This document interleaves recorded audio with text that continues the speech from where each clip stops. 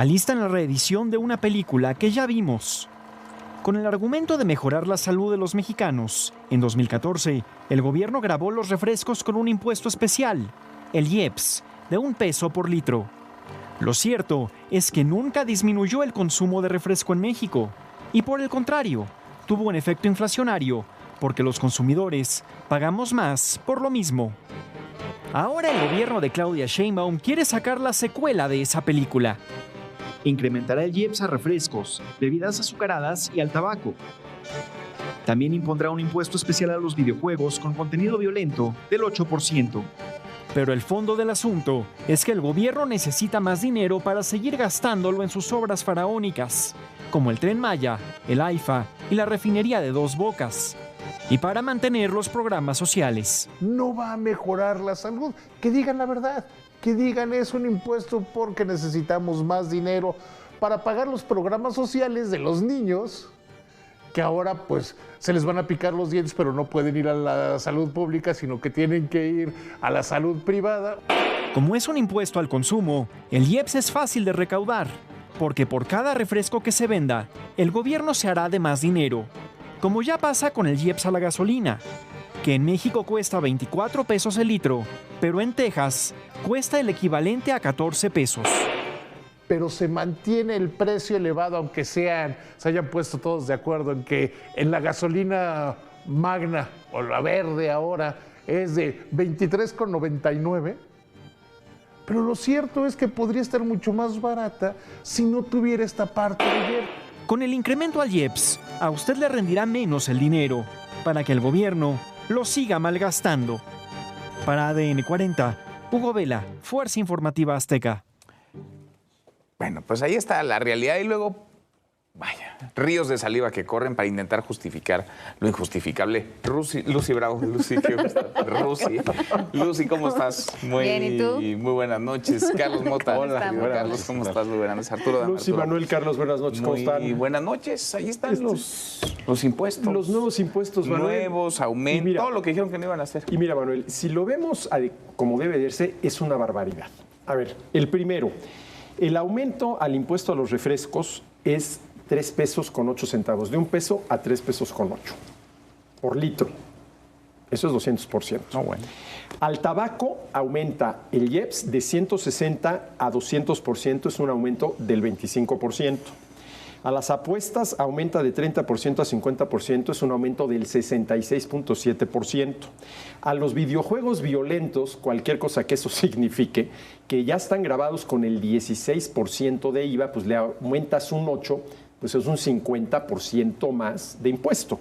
Y el impuesto al ahorro, a los intereses bancarios, que es de 0.50, aumenta a 0.90, es un incremento del 80%. A ver, si lo ves así, pues nuevamente vemos claramente que los políticos son un grupo de personas que creen poder disponer de la propiedad de los contribuyentes como crean más conveniente. Y que además mienten con una facilidad, Carlos, qué cosa, porque dicen algo contrario muy distinto a lo que terminan haciendo. Esto que dices es muy importante. Yo creo que la mentira pues es el sello ya quizá de la casa, porque lo que nos dijeron en el año pasado es que se vendría la consolidación fiscal, que es reducir el déficit para mantener los niveles de deuda como proporción del PIB en un nivel razonable para que no se ponga en riesgo la calificación de la deuda soberana.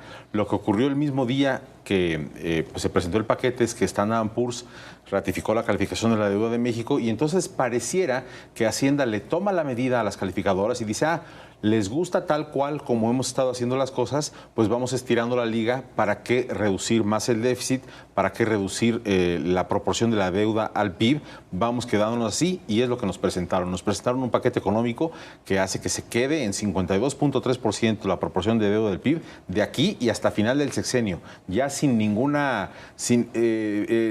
rubor para reducir la proporción de la deuda al PIB y también el tema del déficit. Se pensaba que iba a haber una consolidación fiscal importante ya hacia el año próximo, pues no se llegará ni en este año ni el año próximo. ¿Por qué? Porque ya le tomaron la medida a las calificadoras y entonces dicen vamos a seguir recaudando, lo que estaba comentando Arturo, vamos a seguir estirando la liga de empresas refresqueras, de los bancos a los que les quitan la deducibilidad, incluso las que importan autos que muchos mexicanos han estado consumiendo, ¿no? Las empresas chinas, en fin, por donde sea, este es un Estado que se vuelve un Estado fiscalizador completamente y que está estirando esa liga. Pero además disfrazan de villanos a todas estas empresas que generan un montón de empleos, que generan mucha riqueza, prosperidad en comunidades, y las pintan como las malas del cuento y son responsables de los males, de todo lo que sucede cuando el gobierno, la autoridad, no asume lo mínimo que le tendría que corresponder, que tocar. Lucy, ¿cómo lo ves? No, y de hecho ocurre todo lo contrario. No solo le tomaron la medida a las calificadoras, sino que también le tomaron la medida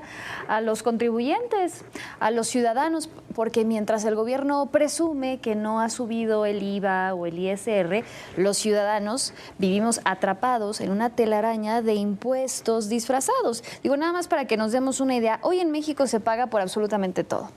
Impuesto por trabajar, por crear empleo, por comprar, por circular, por tener casa o auto, por comer, por beber, por fumar, por heredar, por viajar, por consumir videojuegos o hasta relajarte con un tequila. Es decir, bueno, hoy hasta por morirte. Los mexicanos pagamos por existir. Y si lo comparamos con otros países, mientras tú tienes, por ejemplo, en la Unión Europea un IVA de un 20%, se ve reflejado en servicios públicos de calidad, salud, educación, infraestructura, como transporte. Exactamente. O en el caso de Estados Unidos también, los estadounidenses saben que cada dólar se va a ir, ¿no? Se ve reflejado en su infraestructura, sus servicios públicos, sus instituciones y la educación.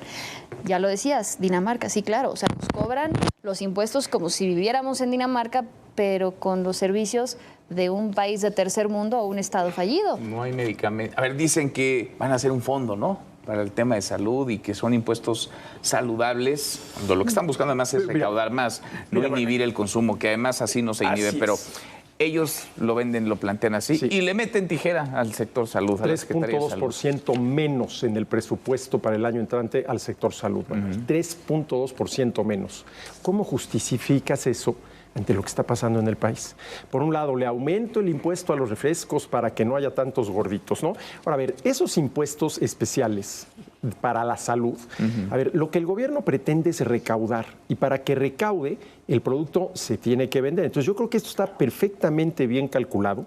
¿Cuánto puede aumentar el impuesto sin que realmente se me caigan las compras de refrescos para que yo pueda recaudar? Porque, a ver, vámonos al extremo. Quiero realmente que se acabe con el consumo de refrescos, no te andes con medias tintas. Ponles un impuesto de 500 pesos por litro.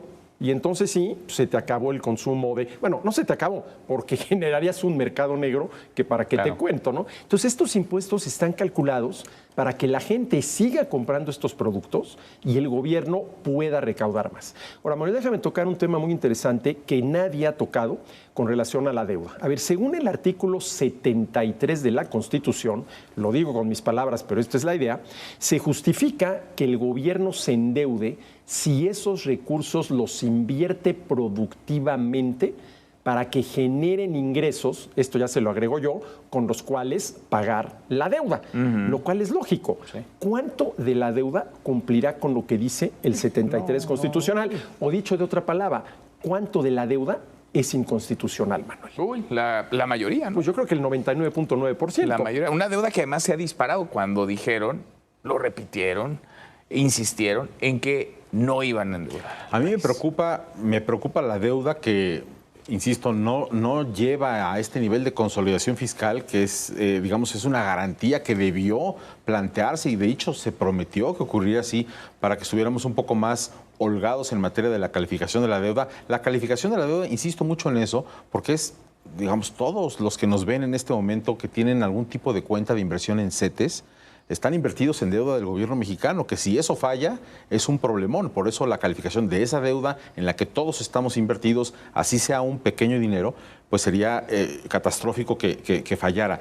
Y me preocupa, regresando a este tema de lo que dice Arturo de los refrescos y tal, se está tasando también a las bebidas saborizadas, pero que no tienen un edulcorante calórico, ¿no? Entonces, esa es una nueva categoría de producto que ahora está entrando en este sistema de fiscalización.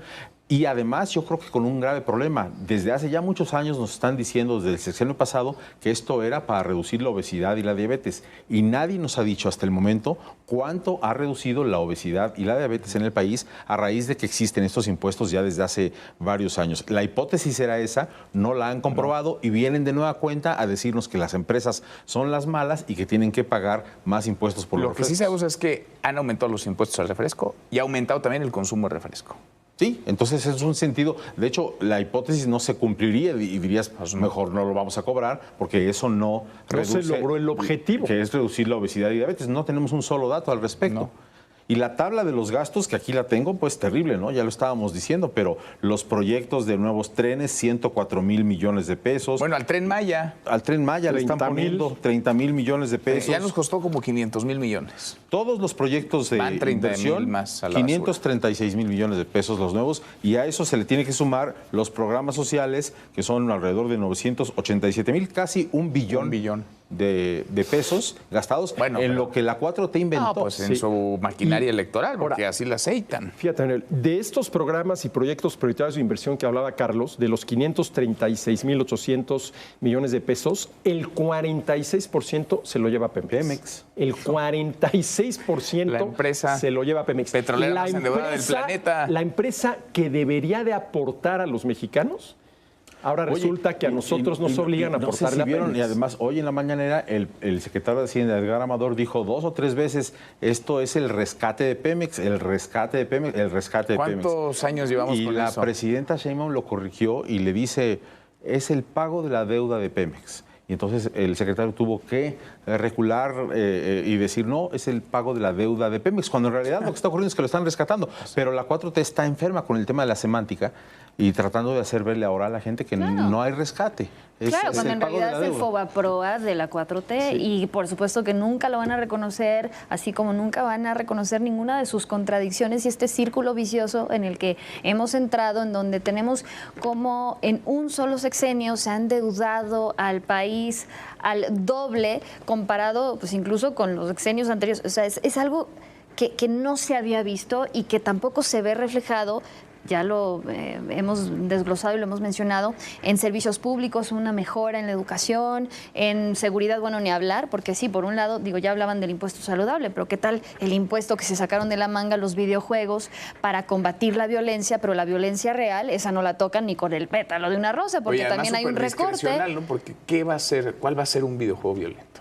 Claro, ¿quién lo va a determinar? ¿Quién lo va a determinar? Pero bueno, aquí ya ni siquiera se trata de evidencias científicas que justifiquen, ¿no?, estos impuestos saludables y demás. Aquí lo que estamos viendo es un gobierno que ya no tiene dinero para gastar y que está viendo cómo le exprime el bolsillo al mexicano de maneras cada vez más absurdas, cada vez más cínicas y sobre todo ya sin ningún pudor, porque no han demostrado que son responsables en el manejo de las finanzas públicas. Al contrario, la misma semana que están sacudidos por una serie de escándalos impresionantes, ¿no?, de una red de corrupción, de robo de combustible para evitar también el pago de impuestos, operada al interior del Estado, desde el Estado, nos salen con estas promesas y estos elefantes blancos que ya vimos de qué se alimentan, de deuda y nada más. Y mira, Manuel, para apoyar lo que dice Lucy, un impuesto a los videojuegos violentos para tratar de contener la violencia en el país, pero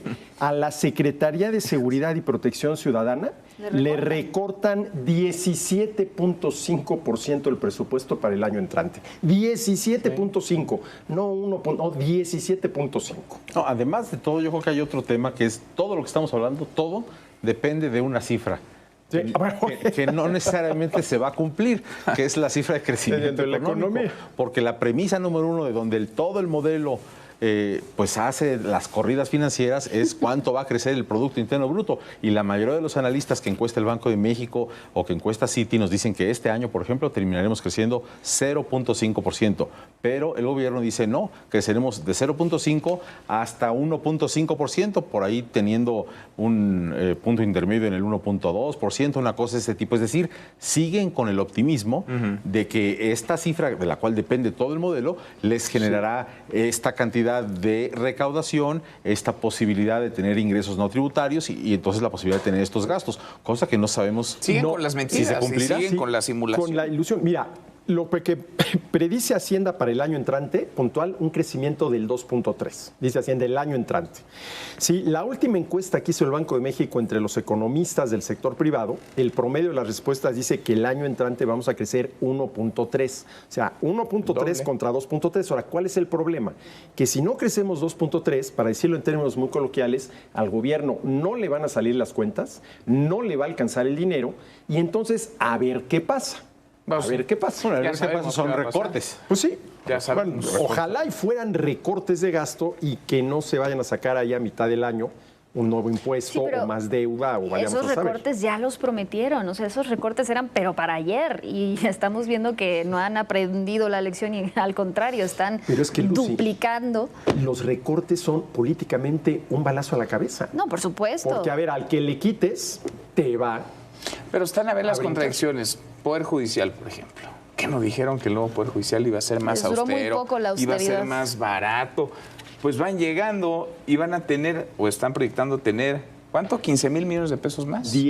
A ver, al Poder Judicial, sí, un 17% más. 17% más, son números redondos, 15 mil millones de pesos más. Por ahí. Bueno, es que ya son otros, ¿no? En alimentos, más de 550 millones de pesos. ¿Para alimentos de quién? En el Poder Judicial. Eso de la austeridad llegando se les olvidó, pero como son consentidos de la 4T, es de las instituciones que más aumento tendrían. Es el tercer mayor aumento. Hoy toda la justificación que dio la presidenta de la mañanera tenía que ver primero con culpar a Fox de los problemas de Pemex y tal, y después que con el precio del barril del petróleo en aquellos momentos que estaba en 120 dólares el barril, pues a dónde se fue el dinero, a contratar a más asistentes, decía, y todo esto. Entonces es toda esta narrativa anclada en la división respecto de lo que ellos llaman el periodo neoliberal y la época conservadora, en donde supuestamente todo era malo, y ahora tenemos estos 7 años que llevan de este gobierno de la 4T, en donde todo aparentemente es bueno, cuando realmente lo que estamos viendo con los datos es que todo está en riesgo. Es un Y desastre. todo excepto pues el estilo de vida nada austero, porque tampoco hemos hablado de pues una desconexión entre lo que estamos viendo con la clase política cada vez más ostentosa, más rica y demás. Y por otro lado, pues no, las cuentas no les dan y siguen sosteniendo su discurso de austeridad y de recortes presupuestales, pero para ellos no. La austeridad no aplica para Y ellos. hablando usted de ¿cuál es la segunda dependencia con un mayor incremento en su presupuesto? Incremento del 23.7%, la Agencia de Transformación Digital y Telecomunicación. Ah, mira. Y ese sería un tema, Poderosísima. ese sería un Uy, tema ese es buen tema. para otra mesa. Pues- 23.7% más de presupuesto el año entrante a esa agencia. Pues para que consiga los datos de todos. Pues sí, es la que, a ver, la encargada de espiarnos. Interesante, ¿eh? No, bueno. 23.7%. Hay muchos temas. También está litio por México, que pues no tiene ningún presupuesto asignado a exploración, pero Barril todo es sin para fondo. salarios. Arturo, gracias, Carlos. Manuel, gracias, Muchas buenas gracias, noches. Lucy, gracias. Gracias. Hasta mañana, pásala.